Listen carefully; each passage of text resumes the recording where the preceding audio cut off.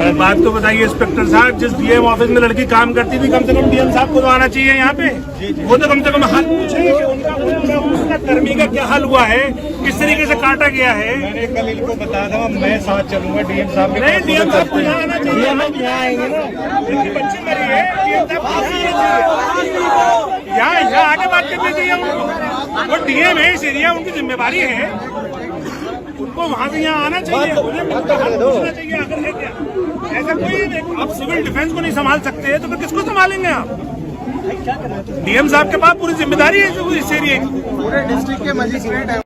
राबिया सैफी के साथ जो दुष्कर्म करने के बाद निर्मम हत्या हुई, आज हम लोग इनके माँ बापों से मिले। इन माँ बापों ने तो चौंकाने वाला की बातें बताई। उसमें ये बताया कि जो निजामुद्दीन नाम का लड़का है जिसने सरेंडर किया और ये झूठ कहा कि ये मेरी बीवी थी और मैंने इसको मार दिया और काट दिया। सच्चाई ये है कि सिविल डिफेंस में काम करने वाला पूरा एक गिरोह है और उनके माँ बाप ने बाकायदा दो तो नाम लिए हैं, एक ज्योति लड़की है और एक रविंद्र मेहरा लड़का है और उसके और बहुत सारे साथी हैं।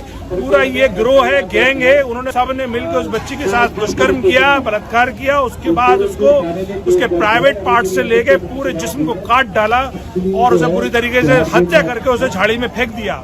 और वहाँ का जो एसएचओ है उसने माँ बाप का बयान भी नहीं लिया और अपनी मर्जी से एफआईआर लिख दी। और एसएचओ ने वहाँ के ये कहा कि देखो तुम किसी से फोन मत करवाना, हम अपनी तरफ से आपका काम बहुत बढ़िया कर देंगे। सच्चाई ये है कि लड़की के माँ बाप का बयान तक नहीं लिया गया।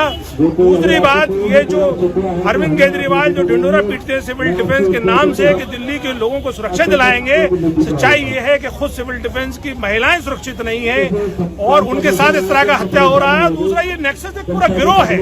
सवाल अब यहाँ पे जांच का है कि आखिर डीएम के ऑफिस में काम करने वाली 21 वर्षीय राबिया सैफी जब सेफ नहीं है तो दिल्ली की आम महिला कैसे सेफ है?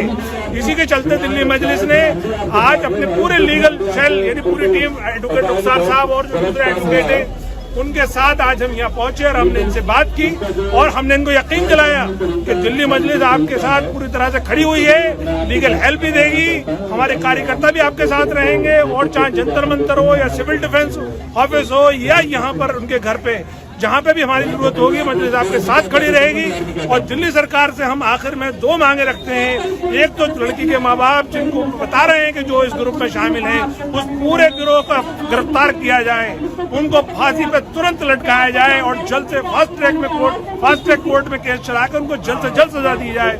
दूसरी बात, जो अरविंद केजरीवाल का ड्यूटी पे तैनात कोई पुलिसकर्मी या सिविल डिफेंस कर्मी शहीद हो जाता है और ऐसी एक्सीडेंट होता है, उसको 1 करोड़ का मुआवजा देने की जो स्कीम है उसके तहत फौरन उनको 1 करोड़ रुपए का मुआवजा दिया जाए। और ये भी सवाल है कि आखिर जब कोई दलित या मुसलमान का जब इस तरह का हाल होता है, जैसे गुड़िया वाल्मीकि का केस हुआ, ऐसी ये भी केस हो गया, इसमें आखिर सरकार देर क्यों करती है?